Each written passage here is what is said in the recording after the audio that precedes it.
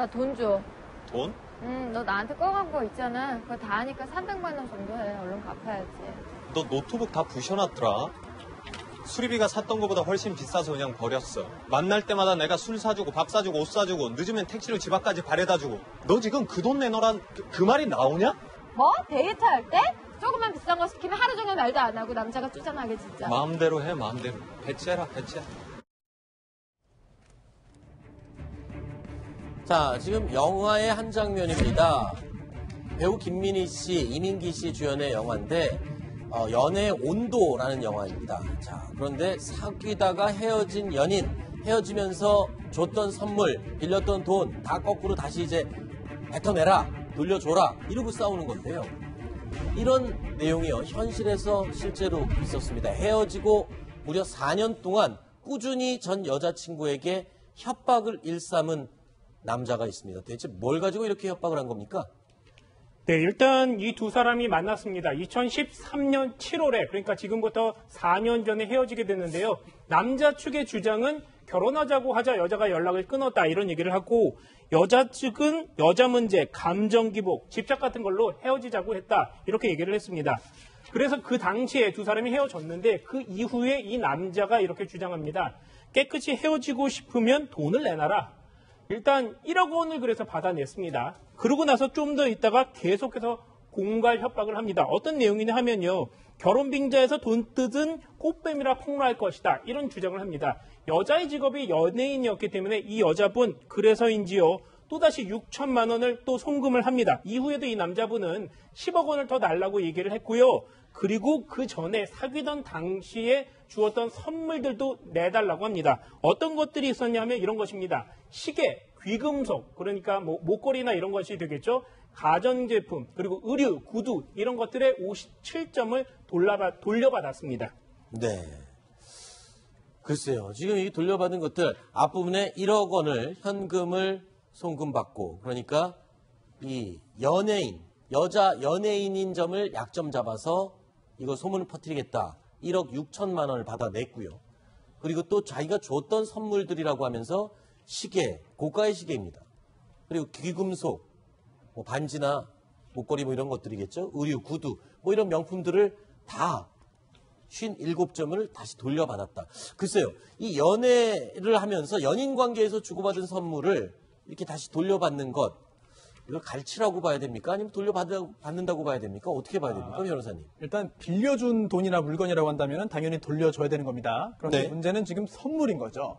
선물은 법적으로 증여입니다. 네. 조건 없이 주는 거기 때문에 설령 그런 연인 관계가 종결됐다 하더라도 뭐 조건부 증여, 즉 헤어지면 돌려주기로 한 그 특별한 사정이 없는 한 선물을 돌려줄 의무는 없는 것이죠.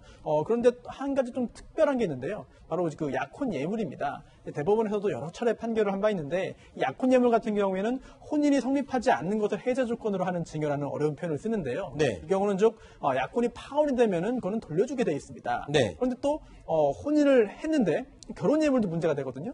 근데 혼인했다가 결혼 예물은 돌려주지 않아도 된다. 즉 상당 기간 그 혼인 생활이 이어졌다면 설령 누군가 그 혼인 생활 파탄에 잘못이 있다 하더라도 예물을 돌려줄 필요는 없다라고 하는 대법원 판결이 있는데 법원에서 여러 차례 유사한 사안들을 계속 판결을 하고 있습니다. 그만큼 이 선물, 증여, 예물 돌려주는 것에 대해서는 감정의 어떤 대립이라든지 이런 것들이 끝까지 가는 것 같습니다. 이 사귈 때의 마음과 헤어진 다음의 마음이 다른 거는 인정하지만 이 헤어지고 나서 돌려받으려고 하는 심리는 뭔가요? 이거 좀 괴롭히고 싶은 건가요? 아니면 뭐 아까워서 받으려고 하는 건가요? 이게 뭔가요? 뭐 전부 다 있는 것 같은데요. 일단 네. 이번 사안 같은 경우에는 액수 자체가 굉장히 컸고요. 네.